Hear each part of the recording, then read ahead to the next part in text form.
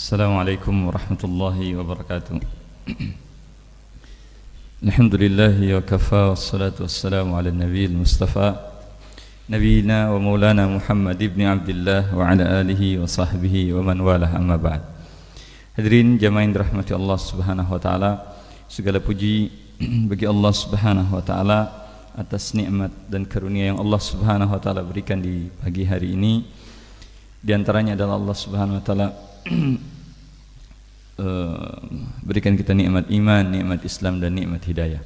Salawat dan salam semoga tetap terkirim dan tercurah kepada junjungan kita Nabi Muhammad sallallahu alaihi wasallam beserta para keluarga dan sahabat-sahabatnya sekalian. Hadirin jamaah yang dirahmati Allah Subhanahu wa taala, kembali kita mengkaji kisah kehidupan salah seorang khalifah yang kedua, yaitu Umar bin Al-Khattab radhiyallahu taala anhu. Dan hari ini jamaah yang dirahmati Allah, kita akan membahas pembangunan atau membangun peradaban yang dilakukan oleh Umar bin Khattab dan upaya beliau menangani krisis yang menimpa kaum muslimin khususnya di seputaran daerah Arab saat itu. Jamaah yang dirahmati Allah Subhanahu wa taala, saat Umar berkuasa ini, beliau kemudian ketika kaum muslimin atau orang-orang yang masuk Islam semakin banyak dan jumlah penduduk Madinah mungkin semakin bertambah, Umar bin Khattab radhiyallahu taala anhu kemudian melakukan renovasi dan pelebaran terhadap Masjid Nabawi. Setahu saya renovasi ini adalah yang pertama sejak wafatnya Rasulullah sallallahu alaihi wasallam. Jadi bisa dibilang renovasi pertama setelah dibangunnya Masjid An-Nabawi. Maka jemaah yang dirahmati Allah, mungkin karena sudah tidak bisa menampung kaum muslimin, Umar lebarkan Masjid Nabawi ini dengan menambah sekitar 10 hasta ke bagian arah kiblat masjid, kemudian 20 hasta ke arah barat masjid. Perlu diketahui kiblat Masjid Nabawi itu berada di arah selatan. Kalau selatan, selatan mana? Sini ke arah selatan 10 hasta, ke arah barat 20 hasta, ke arah timur samping kiri masjid berarti 70 hasta. Dan dibangun, jemaah yang dirahmati Allah Subhanahu wa taala, dibangun kembali dinding-dindingnya menggunakan batu bata, menggunakan tanah liat seperti bangunan zaman dahulu. Kemudian tiang-tiang masjidnya dari kayu, masih bangunan sederhana, kurang lebih seperti bangunan yang dibangun oleh Rasulullah sallallahu alaihi wasallam. Akan tetapi jemaah yang dirahmati Allah, atapnya itu dari pelepah-pelepah kurma. Hanya saja di zaman Nabi, Masjid Nabawi pada awalnya hanya pelepah kurma tanpa ada penutup. Jadi kalau hujan itu Masjid Nabawi basah. Makanya diriwayatkan hadis tentang malam Lailatul Qadar itu, Nabi dikatakan waktu itu sujud saat sholat subuh, saat dia bangun di kepalanya ada bekas tanah yang basah menempel karena malam harinya turun hujan. Nah, tapi di saat Umar bin Khattab lakukan renovasi, beliau memang masih pakai pelepah-pelepah kurma, tapi beliau tambahkan dengan kain penutup, entah dari kulit atau dari apa, yang membuat Masjid Nabawi sejak saat itu kalau turun hujan, orang yang sholat di dalamnya tidak perlu kehujanan. Ini jamaah yang dirahmati Allah Subhanahu wa taala, di antara renovasi yang dilakukan oleh Umar bin Khattab. Kemudian Umar bin Khattab melarang Masjid Nabawi ini saat renovasi, Umar bin Khattab larang dikasih warna merah atau kuning. Dikasih cat merah atau kuning. Bukan berarti Umar bin Khattab dekat pemilu tidak boleh merah. Nah, tapi kata Umar bin Khattab, beliau tidak ingin agar jamaah terganggu akibat warna tersebut, kan warna merah dan kuning ini terlalu mencolok. Umar bin Khattab khawatir ini mengganggu kekhusyuan kaum muslimin yang sedang sholat. Dan kemudian jamaah yang dirahmati Allah, di antara perubahan yang dilakukan oleh Umar, kalau sebelumnya Masjid Nabawi itu lantainya hanya dari tanah, di zaman Nabi Masjid Nabawi itu lantainya tanah, sehingga orang kalau sholat itu dia bisa meludah di masjid, tapi dia timbun pakai tanah ludahnya. Tapi di zaman Umar bin Khattab lapisi tanahnya menggunakan kerikil-kerikil kecil, ya, sehingga masjid lebih bersih karena tidak berdebu. Tanah namanya tanah, kalau musim panas dia akan berdebu. Nah, tapi kalau dilapisi kerikil-kerikil itu lebih bersih, sehingga Masjid Nabawi menjadi lebih bersih. Kemudian jamaah yang dirahmati Allah, selain melakukan renovasi di Masjid Nabawi, Umar bin Khattab juga melakukan renovasi di Masjidil Haram. Ya, di antara renovasi yang beliau lakukan adalah Umar bin Khattab pindahkan posisi maqam Ibrahim yang tadinya rapat dengan Ka'bah, dimundurkan sedikit ke tempatnya yang hari ini kita bisa lihat. Maqam Ibrahim itu kalau hari ini, kalau antum umroh atau haji, di dekat Ka'bah ada bangunan kayak sangkar burung, ya, dari warnanya seperti warna emas, kuning keemasan, kemudian ada kaca. Ada kaca, dia dilapisi kaca sehingga bisa dilihat tempatnya batu yang ada bekas kakinya Nabi Ibrahim menginjak saat membangun Ka'bah. Itu namanya makam Ibrahim. Itu tadinya rapat dengan Ka'bah, tapi karena mengganggu orang yang sedang tawaf, ya, dan mengganggu orang yang sholat di dekat Ka'bah, maka Umar bin Khattab pindahkan itu ke tempat yang hari ini kita saksikan, ya, agak beberapa meter sekarang dari tidak juga terlalu jauh tapi tidak juga dekat dengan Ka'bah. Ini renovasi yang dilakukan oleh Umar bin Khattab. Kemudian beliau membeli beberapa rumah di seputaran Masjidil Haram, ya, dan rumah ini beliau robohkan supaya menjadi bagian dari lokasi Masjidil Haram. Jadi perluasan Masjidil Haram, karena mungkin jumlah orang yang berziarah dan haji serta umroh ke Mekah meningkat, maka Umar bin Khattab lakukan pelebaran. Kemudian jamaah yang dirahmati Allah, Umar bin Khattab juga merubah kain kiswah. Di zaman jahiliyah kain kiswah itu terbuat dari kulit. Kain kiswah itu kain yang membungkus Ka'bah. Jadi Ka'bah itu ada kainnya. Kalau saya tidak salah, sekarang Saudi itu ganti kain kiswah itu setahun sekali, ya, setahun sekali kain itu diganti, ya. Cuman saya tidak tahu dibuang di mana dia punya kain itu. Jangan sampai ke Indonesia. Kalau ke Indonesia nanti digunting-gunting, dibikin, ya, bikin jimat. Jamaah yang dirahmati Allah, tadinya kain kiswah itu pakai kulit, tapi kemudian di zaman Umar bin Khattab diganti menjadi kain, awalnya kain dari Yaman, ya, kemudian dipakai kain dari Mesir berwarna putih, ya, dan tipis. Dan kemudian jamaah yang dirahmati Allah, Umar bin Khattab ini, ya, bukan hanya melakukan renovasi dua masjid ini, tapi juga di zaman beliau dibangun beberapa masjid di kota-kota yang dikuasai oleh kaum muslimin di sana. Di antaranya Sa'ad bin Abi Waqqas membangun sebuah masjid di kota Kufah, ya, nanti kita jelaskan kota Kufah ini, ya. Kemudian Utbah bin Ghazwan membangun sebuah masjid di Basrah, ya, dan Amr bin As membangun sebuah masjid di Fustat. Di kota-kota ini jamaah yang dirahmati Allah, banyak kaum muslimin di sana, ya, dan orang-orang yang saya sebutkan tadi membangun ini adalah para gubernur di sana, ya, dan mungkin karena banyaknya kaum muslimin butuh masjid, maka dibangunlah masjid di tempat-tempat ini. Jamaah yang dirahmati Allah Subhanahu wa taala. Selain itu, Umar bin Khattab juga membangun infrastruktur transportasi, mungkin kita bisa bilang sekarang.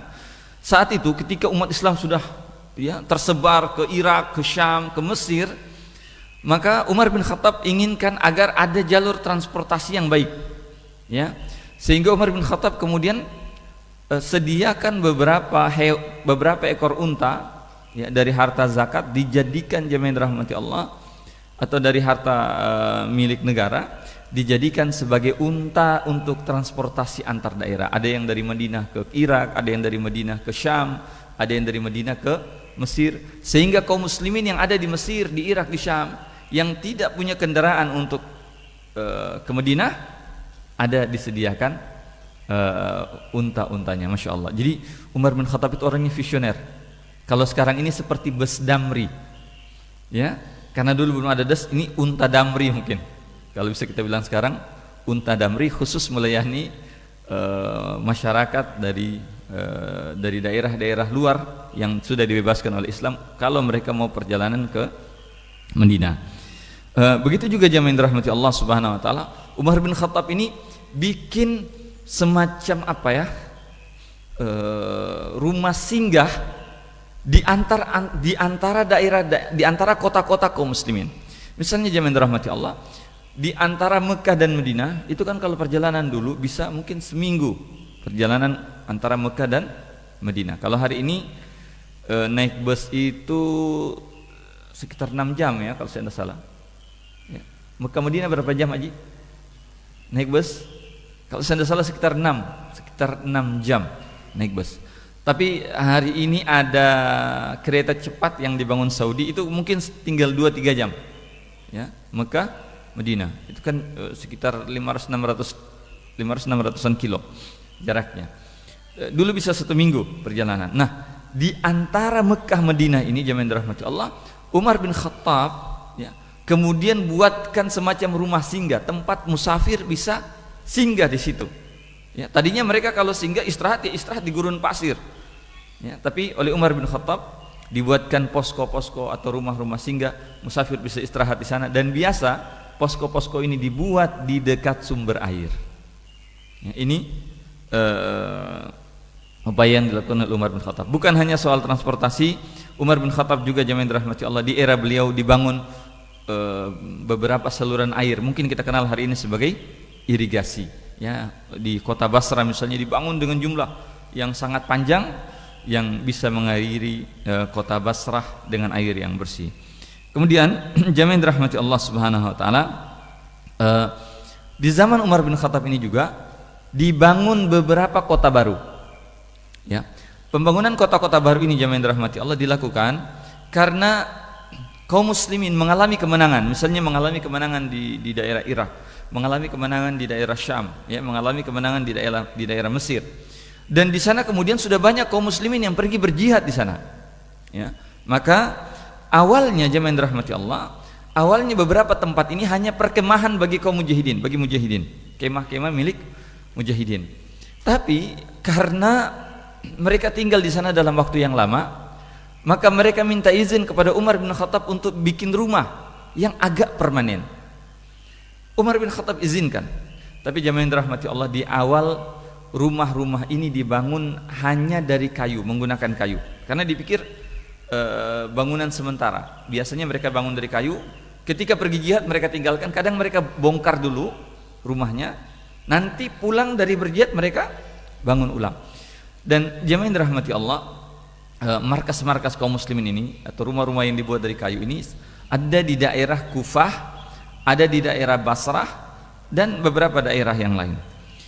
Hanya saja jemaah yang dirahmati Allah, ketika mereka bangun dari kayu ini terjadi peristiwa kebakaran, ya, khususnya di Basrah dan Kufah, ya, terjadi peristiwa kebakaran. Jadi rumah-rumah yang mereka tempat ini terbakar, dan diriwayatkan bahwa pernah kebakaran sampai menghabiskan 80 unit rumah dari kayu ini terbakar. Di Kufah terbakar, di Basrah juga terbakar. Maka jemaah yang dirahmati Allah Subhanahu wa taala, mereka kemudian kirim surat kepada Umar bin Khattab, minta izin atau mengabarkan bahwa rumah mereka terbakar, dan mereka minta izin agar mereka bangun rumah, tapi rumahnya sudah permanen, ya, dibuat dari tanah liat, dibuat dari batu bata, seperti rumah-rumah yang ada di kota Madinah.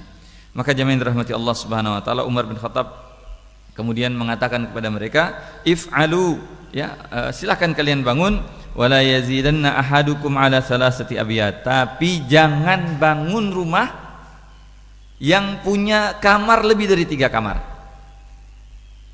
Ya, karena Umar bin Khattab inginkan mereka hidup sederhana, jangan sampai nanti bangun istana. Umar bin Khattab tahu bahwa mujahidin ini sudah punya harta yang banyak, hasil dari rampasan perang. Maka Umar bin Khattab tidak ingin mereka hidup mewah-mewahan, berlebih-lebihan. Kata Umar, silahkan bangun, tapi rumahnya jangan sampai lebih dari 3 kamar. 3 kamar ini mungkin sekarang tipe berapa? 96. Hah? Tipe 96 dapat 3 kamar, kurang lebih seperti itu. Dan kata Umar bin Khattab, wala tatatawalu fil bunyan, dan jangan kalian berlomba-lomba meninggikan bangunan. Maksudnya bikin bangunan jangan terlalu tinggi. Kenapa jemaah yang dirahmati Allah? Umar bin Khattab larang para mujahidin ini bangun bangunan yang tinggi atau berlomba-lomba meninggikan bangunan? Karena Umar bin Khattab yang meriwayatkan hadis tentang tanda-tanda kiamat, hadis Jibril tentang tanda-tanda kiamat, bahwa malaikat Jibril datang sama Nabi, dia tempelkan lututnya sama Nabi, dia tanya apa itu Islam, apa itu iman, apa itu ihsan. Kemudian dia tanya, wahai Muhammad, beritahu saya kapan terjadinya kiamat. Nabi bilang yang ditanya tidak lebih tahu dibandingkan dengan yang bertanya. Kemudian kata malaikat Jibril tapi dalam bentuk manusia, beritahu saya tanda-tanda terjadinya hari kiamat. Dan Nabi sampaikan di antara tanda-tanda kiamat itu, engkau melihat ya orang-orang yang miskin, orang-orang yang tidak pakai baju, tidak pakai sendal, penggembala kambing tapi berlomba-lomba meninggikan bangunan. Itu tanda-tanda kiamat. Maksudnya orang Arab berlomba-lomba bangun bangunan yang tinggi. Umar bin Khattab larang sahabatnya, ya maksudnya yang di Kufah, di Basra, di kota-kota yang baru ini, jangan berlebih-lebihan bangun bangunan yang tinggi, karena khawatir akan jadi tanda dekatnya hari kiamat. Meskipun hari ini ya kita saksikan di mana bangunan yang paling tinggi di dunia, di mana? Dubai, Arab. Orang-orang yang dulu miskin, penggembala kambing, penggembala unta, tidak pakai baju, tidak pakai sendal, hari ini mereka yang justru berlomba-lomba meninggikan bangunan. Bisa jadi sudah ini pertanda mulai dekatnya kiamat. Taib. Kemudian kata Umar bin Khattab, walzimus sunnah talzimukumud daulah. Jagalah sunnah Nabi, ya amalkan sunnah Nabi. Jagalah sunnah Nabi, maka negara kalian akan terjaga. Insyaallah. Jadi ini pesan Umar bin Khattab kepada sahabat-sahabatnya. Nah, jamaah yang dirahmati Allah, maka perkemahan kaum muslimin ini yang tadinya hanya berupa kemah berubah jadi rumah-rumah terbuat dari papan, di kemudian hari ini berubah jadi bangunan-bangunan permanen sehingga menjadi kota-kota baru yang ada di luar kota Madinah. Dan jamaah yang dirahmati Allah, karena sudah ada bangunan-bangunan, maka para pemimpin kaum muslimin di sini juga membangun masjid permanen, membangun pasar permanen di situ. Ya, sehingga jadi kota-kota baru. Dan jamaah yang dirahmati Allah Subhanahu wa taala, di antara kota-kota yang terbangun ini yang paling terkenal ada kota Basrah di Irak, kota Kufah juga di Irak. Kota Kufah ini yang kemudian hari menjadi ibu kotanya kaum muslimin di zaman Ali bin Abi Thalib. Zaman Ali bin Abi Thalib beliau pindah ke kota Kufah. Kemudian Mosul juga di Irak, Fustat ini di daerah Mesir. Dan jamaah yang dirahmati Allah Subhanahu wa taala, ketika kaum muslimin membangun kota-kota ini, Umar bin Khattab sebelumnya syaratkan bahwa kota-kota yang dibangun ini, ya beliau syaratkan yang pertama jalannya, ada jalan yang mudah ditempuh dari Madinah ke kota-kota ini. Itu syarat yang pertama. Dan kata Umar bin Khattab, tidak boleh kota ini dibangun dipisahkan oleh lautan atau sungai. Tidak boleh. Makanya jamaah yang dirahmati Allah, begitu Amr bin As berhasil membebaskan kota Iskandariyah di Mesir, tadinya Amr bin As mau tinggal di situ, mau bikin kampung kaum muslimin di situ. Tapi karena pesan Umar bin Khattab tak boleh ada jarak laut, terpisah laut atau sungai, Amr bin As mundur justru bikin kota di Fustat, karena ini Fustat tidak dipisahkan oleh lautan dan sungai. Kenapa Umar bin Khattab syaratkan tidak boleh terpisah sungai atau lautan, sungai yang besar? Karena jamaah yang dirahmati Allah, Umar bin Khattab khawatir orang Arab saat itu tidak tahu berenang, ya, dan khawatir ketika misalnya kota itu harus dibantu, susah nyebrang karena orang Arab tidak tahu berenang. Dan waktu itu kebanyakan orang Arab tidak tahu berenang. Kenapa tidak tahu berenang? Tinggal di padang pasir, tidak ada sungai, ya, meskipun ada laut, tapi kebanyakan orang Arab tinggalnya di tengah padang pasir. Mau belajar berenang di mana? Di pasir. Ya. Makanya jamaah yang dirahmati Allah, Umar bin Khattab syaratkan kota-kota ini tidak boleh dipisahkan oleh sungai atau lautan. Ya. Dan Umar bin Khattab juga syaratkan bahwa hendaklah kota-kota ini berada di daerah yang dekat sumber air minum yang bisa untuk diminum. Jamaah yang dirahmati Allah, apa tujuan dibangunnya kota-kota baru ini? Yang pertama, kalau kita lihat secara posisi, kota-kota baru ini berada di perbatasan wilayah kaum muslimin dengan musuh.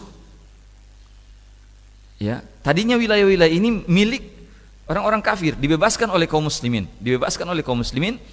Dan ini masih dekat dengan wilayah-wilayah musuh. Tujuan dibangunnya kota-kota ini jamaah yang dirahmati Allah, pertama sebagai benteng pertahanan. Sehingga kapan orang kafir menyerang, sebelum mereka bisa menyerang Madinah, kota-kota ini dulu yang akan mereka hadapi. Yang kedua, dengan dibangunnya kota-kota ini jamaah yang dirahmati Allah Subhanahu wa taala, kaum muslimin lebih mudah untuk ekspansi menyerang, ya, menaklukkan daerah-daerah baru yang masih dikuasai oleh orang-orang kafir saat itu. Berikutnya jamaah yang dirahmati Allah, yang ketiga, dibangunnya kota-kota ini supaya jamaah yang dirahmati Allah, kaum muslimin tidak perlu lagi jauh-jauh pulang kampung. Yang berjihad tidak perlu lagi jauh-jauh pulang kampung. Bayangkan kalau dia berjihad 4 bulan, ya, dia 3 bulan, 4 bulan, kan rindu itu, ingat anak, ingat istri, ya. Jelas ini akan membuat dia pulang. Dan kalau pulang, bayangkan jarak dari Kufah, dari Basra ke Madinah itu, ya, mungkin ribuan kilo jamaah yang dirahmati Allah jaraknya. Itu menyusahkan kaum muslimin.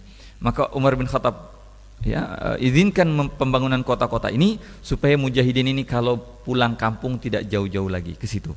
Karena itu pula jamaah yang dirahmati Allah, Umar bin Khattab anjurkan, ya, penduduk yang tinggal di Kufah, di Basra ini bawa keluarganya ke sana. Yang tadinya mujahidin itu kalau habis berjihad harus pulang kampung ke Madinah, pulang kampung ke Mekah, ke Taif.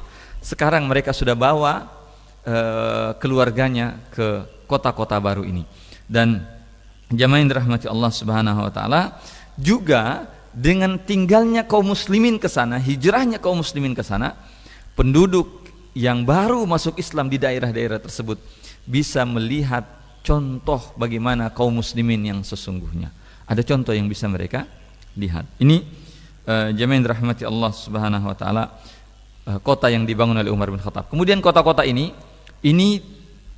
orang-orang Arab yang ke sana itu dikasih tempat tinggal, dibangunkan perkampungan-perkampungan sesuai dengan kabilah mereka. Jadi kayak di Kufah itu ada di sini kampung kabilah ini, di sini kampung kabilah ini, di sini kampung kabilah ini. Kenapa? Karena orang Arab itu terbiasa hidup dengan kabilah-kabilah mereka. Mereka tidak suka hidup terpisah-pisah, mereka suka hidup dengan kabilah-kabilah mereka. Maka jamaah yang dirahmati Allah Subhanahu wa taala, ini yang dilakukan, pembangunan yang dilakukan oleh Umar bin Khattab radhiyallahu taala anhu di zamannya. Kemudian jamaah yang dirahmati Allah, di tahun 18 Hijriah, di masa kepemimpinan Umar ini, terjadi bencana kelaparan yang dahsyat di kota Madinah. Saking dahsyatnya jamaah yang dirahmati Allah, ya, bencana kelaparan ini, sampai diriwayatkan banyak hewan ternak, hewan-hewan liar yang mati. Saking dahsyatnya bencana kelaparan ini sampai disebutkan bahwa hewan yang liar jadi jinak. Karena liar, dia sudah tidak ada makanan yang bisa dia makan. Maka hewan-hewan yang liar jadi jinak. Dan jamaah yang dirahmati Allah Subhanahu wa taala, saking dahsyatnya bencana kelaparan saat itu, ya, dan tahun ini kemudian dikenal sebagai tahun Ramadah. Itu sampai orang-orang yang tinggal di seputaran Jazirah Arab itu kehabisan makanan karena musim kemarau yang panjang. Habis bahan makanan mereka jamaah yang dirahmati Allah, kelaparan sampai memaksa mereka untuk mengungsi ke kota Madinah. Karena mereka tahu di kota Madinah saat itu lebih banyak makanan, lebih pusat kekuasaan juga, pusat pemerintahan ada di kota Madinah.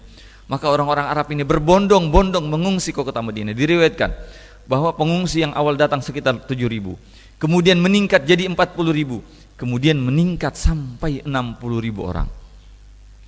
Dan jamaah yang dirahmati Allah Subhanahu wa taala, saking dahsyatnya bencana kelaparan ini sampai disebutkan kurang lebih 2/3 orang pengungsi yang datang ke Madinah itu meninggal dunia. Insyaallah, ya, 60.000, 2/3-nya meninggal dunia. Artinya kurang lebih sekitar 40.000 yang meninggal dunia. Jumlah yang sangat banyak. Sampai diriwayatkan jamaah yang dirahmati Allah Subhanahu wa taala, sehari Umar bin Khattab itu mensolatkan orang, puluhan orang yang disolatkan oleh Umar bin Khattab sehari karena korban yang meninggal. Maka jamaah yang dirahmati Allah Subhanahu wa taala, begitu terjadi krisis ini, bencana kelaparan ini, Umar bin Khattab mengambil beberapa langkah untuk mengatasi krisis ini. Yang pertama jamaah yang dirahmati Allah, Umar bin Khattab radhiyallahu taala anhu memberikan teladan kepada masyarakat bahwa ketika mereka kelaparan, beliau juga akan kelaparan. Dan beliau bersumpah jamaah yang dirahmati Allah, beliau tidak akan makan daging beliau tidak akan makan makanan yang enak, yang lezat, ya, kayak keju dan semacamnya itu, sebelum masyarakatnya hilang kelaparan dari mereka. Dan jamaah yang dirahmati Allah Subhanahu wa taala, pernah diriwayatkan bahwa pembantu Umar bin Khattab membawakan keju dan minyak kepada Umar bin Khattab untuk beliau makan, tapi beliau tolak. Ya, dan beliau katakan, kaifa yu'nini sya'nu ar-ra'iyah idza lam yamsasni ma massahum. Bagaimana, kata Umar bin Khattab, saya bisa merasakan apa yang dirasakan oleh rakyat jika saya tidak merasakan apa yang mereka rasa. Bagaimana saya akan peduli terhadap rakyat jika saya tidak merasakan apa yang mereka rasakan. Dan jamaah yang dirahmati Allah Subhanahu wa taala, sampai disebutkan karena Umar bin Khattab ya ikut kelaparan, ikut menanggung bencana ini, ya, diriwayatkan jamaah yang dirahmati Allah Subhanahu wa taala, beliau ikut kena dampaknya. Iyad bin Khalifah, ya, mengatakan, ra'aitu Umar amar ramada wa huwa aswadul laun. Ya, kata Iyad, saya melihat Umar bin Khattab di tahun Ramada, tahun krisis ini. Saya melihat Umar bin Khattab, ya, kulitnya menjadi hitam. Dan walaqad kana rajulan arabiyan ya'kulu saman wal laban. Tadinya Umar ini, beliau seperti orang Arab yang lain. Beliau minum susu, beliau makan keju. Walamma amhalan nasu harramahuma. Tapi ketika terjadi krisis, Umar bin Khattab haramkan dirinya makan ini. Dia tidak mau minum susu, dia tidak mau makan daging, tidak mau makan keju. Dan fa'akala zaita hatta ghayyara launuhu wa jaa'a fa'aksara. Sampai jemaah yang dirahmati Allah, karena dia cuma makan nasi, makan gandum dengan minyak, sampai ini membuat kulitnya menjadi hitam, ya, dia juga ikut merasakan kelaparan.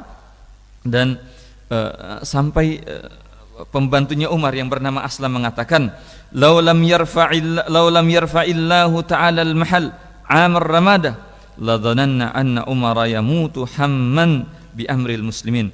Kata beliau, jika sekiranya Allah tidak mengangkat bencana saat tahun Ramadah, tahun kelaparan tersebut, maka kami mengira Umar bin Khattab akan mati karena, ya, memikirkan kondisi kaum muslimin dan karena apa yang beliau rasakan saat itu. Masya Allah, ini jamaah yang dirahmati Allah yang dilakukan oleh Umar bin Khattab. Dan ini menunjukkan bahwa, ya, beginilah seharusnya seorang pemimpin. Ketika rakyat kelaparan, dia yang harus menjadi, ya, yang pertama-tama merasakan kelaparan. Dan kita hari ini, ya, salah satu krisis di tengah kita adalah kita susah mendapatkan pemimpin yang seperti Umar bin Khattab. Sampai jemaah yang dirahmati Allah, bukan hanya beliau yang kelaparan, bahkan keluarganya pun ikut kelaparan. Diriwayatkan jemaah yang dirahmati Allah Subhanahu wa taala, suatu ketika, ya, dibawakan kepada Umar bin Khattab daging, ya, daging unta. Saat itu ketika kelaparan terjadi, membuat kaum muslimin kemudian memotong, atau Umar bin Khattab membentuk tim. Beliau bentuk tim untuk bagi-bagikan makanan. Dan termasuk solusi yang mereka lakukan adalah mereka potong unta, dan dagingnya ini kemudian dibagikan kepada orang-orang penduduk ini yang kelaparan dan pengungsi yang kelaparan. Dan saat potong unta, jemaah yang dirahmati Allah, maka mereka ingat pemimpin mereka juga kelaparan. Maka mereka ambilkan hati unta, kemudian ambilkan daging unta yang baik. Dimasaklah daging ini, dibawakan kepada Umar bin Khattab. Begitu datang jemaah yang dirahmati Allah, ya, beliau lihat daging ini daging yang terbaik. Umar bin Khattab kemudian katakan, "Beh." Dia suruh, ya, bawa pergi daging tersebut, ya. Dan kemudian kata Umar bin Khattab, "Bi'sal wali ana in akaltu tayyibaha wa at'amtu an-nasa karadisa." Kata Umar bin Khattab, ya, saya akan menjadi pemimpin yang buruk kalau saya makan daging yang paling baik dari unta ini, kemudian seberi makan rakyatku daging yang kualitas buruk. Dan kata Umar bin Khattab, "Irfa hadhihi safa," angkat piring ini, ya, "hatilana ghaira hadha ta'am," dan berikan saya makanan selain makanan ini. Maka jemaah yang dirahmati Allah, dibawakan untuk Umar roti gandum dan minyak, ya, mungkin minyak samin. Itu yang kemudian beliau makan, dan beliau katakan, "Bawakan ini ke rumah keluargaku, karena sudah 3 hari ini saya tidak beri makanan kepada mereka." Masya Allah, ya, jadi bukan hanya Umar yang kelaparan, keluarganya pun ikut, kelaparan bersama dengan kaum muslimin yang sedang kelaparan saat itu. Jamaah rahmati Allah Subhanahu wa taala, sampai diriwayatkan karena Umar bin Khattab ini minta agar keluarganya pun ikut merasakan. Diriwayatkan suatu ketika jamaah rahmati Allah Subhanahu wa taala, Umar bin Khattab melihat salah seorang putranya membawa semangka, makan semangka. Ya, antum bayangkan di musim kelaparan, di musim panas, ya, di tanah Arab yang gersang, tiba-tiba anaknya makan semangka. Maka semangka itu akan menjadi makanan yang paling mewah. Ya, makanan yang enak. Jangankan di Arab musim panas begitu ya, di kita saja semangka itu masih terlihat enak. Begitu Umar bin Khattab lihat putranya makan semangka, jamaah dirahmati Allah, langsung Umar bin Khattab katakan, "Bih, ya bena Amirul Mukminin, buang itu wahai putranya Amirul Mukminin. Ta'kulul fakiha wa ummatu Muhammadin ya hazli." Kata Umar bin Khattab, "Kau makan buah-buahan, padahal umatnya Nabi Muhammad sedang kelaparan." Dan jemaah dirahmati Allah, maka keluarlah putra Umar bin Khattab ini dalam keadaan nangis anaknya, ya. Dan Umar bin Khattab suruh dia untuk buang, sampai kemudian dikatakan, "Wahai Umar, ya, sebenarnya buah yang beliau makan itu ya dibeli oleh putranya pakai duitnya sendiri." Insyaallah dibeli.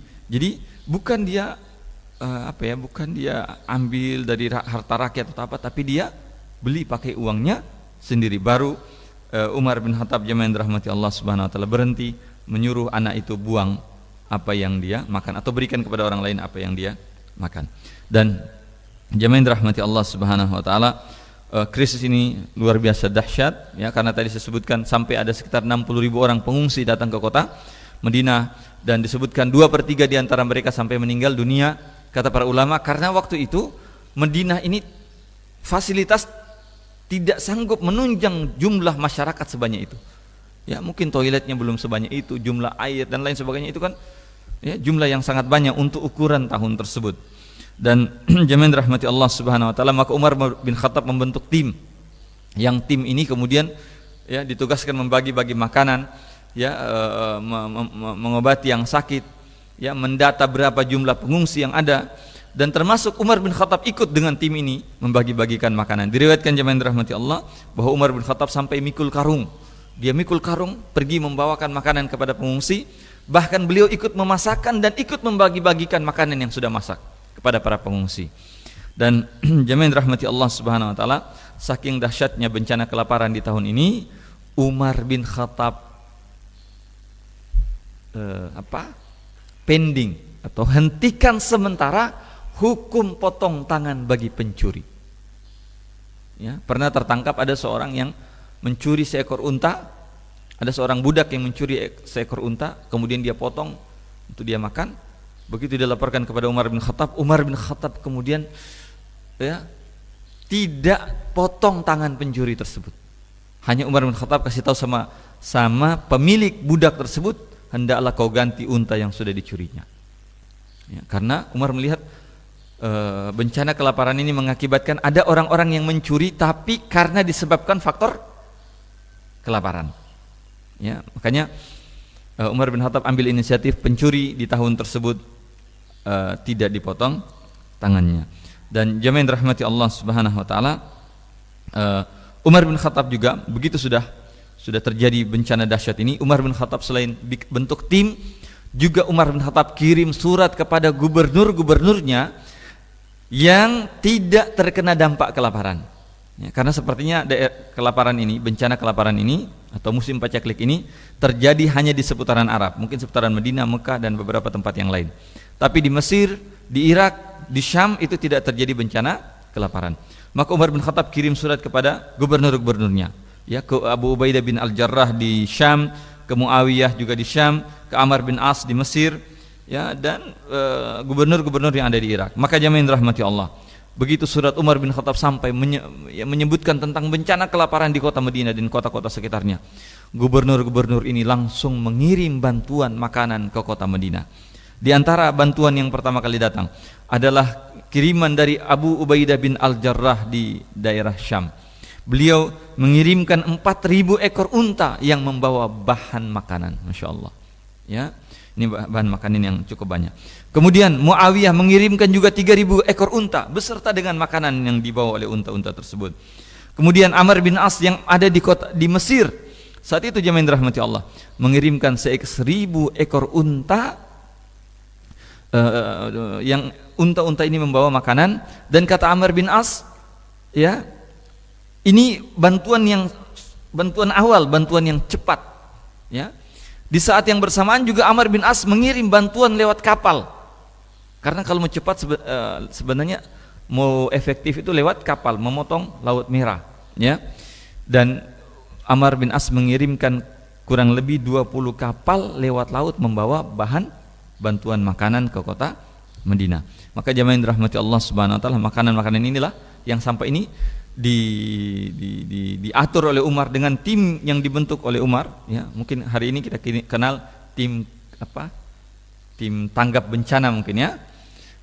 Ini dibagi-bagikan kepada para pengungsi dan kaum muslimin yang kelaparan. Kemudian jemaah yang dirahmati Allah Subhanahu wa taala, ketika krisis ini semakin panjang, diriwayatkan sampai kurang lebih 9 bulan krisis ini terjadi. Krisis kelaparan ini sekitar 9 bulan. Maka Umar bin Khattab, jemaah yang dirahmati Allah Subhanahu wa taala, kemudian ya setiap selesai sholat itu ya mengingatkan kaum muslimin untuk bertobat kepada Allah Subhanahu wa taala dan banyak-banyak istighfar. Karena tidaklah bencana itu terjadi melainkan disebab oleh dosa yang dilakukan oleh manusia. Umar bin Khattab ajak mereka untuk bertobat, berzikir, beristighfar kepada Allah Subhanahu wa taala. Dan ketika krisis semakin panjang, jemaah yang dirahmati Allah, Umar bin Khattab kirim surat kepada semua gubernur-gubernurnya yang ada di luar kota Madinah bahwa nanti di tanggal tertentu ya hendaklah mereka semua mengadakan sholat istisqa.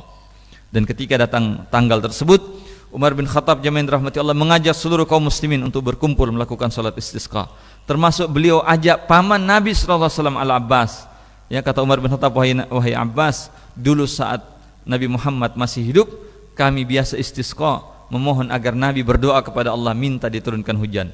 Maka ketika Nabi sudah meninggal dunia, kami memohon kepadamu agar engkau memohon kepada Allah diturunkan hujan kepada kami. Maka jemaah yang dirahmati Allah Subhanahu wa taala, dilakukanlah salat istisqa dan Umar bin Khattab keluar menuju tempat salat menggunakan mantel yang biasa dipakai oleh Nabi sallallahu alaihi wasallam. Dan ketika sudah mulai salat, mantelnya ini dibalik, yang kanan di sebelah kiri, kiri di sebelah kanan. Jadi itu diantara sunnah kalau sholat istisqa, pakai bajunya tabalik.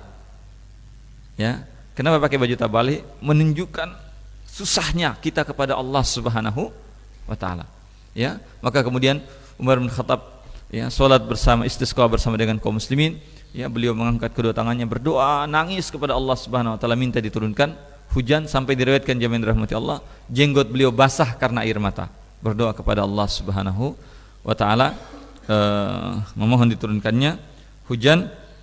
Dan jemaah yang dirahmati Allah Subhanahu wa taala, di antara doa yang beliau panjatkan termasuk doa dalam salat malam, beliau berdoa, Allahumma la taj'al halaka ummati Muhammadin sallallahu ala yadiya. Kata Umar bin Khattab, ya Allah, jangan jadikan binasanya umatnya Nabi Muhammad sallallahu alaihi wasallam berada di tanganku atau saat aku berkuasa.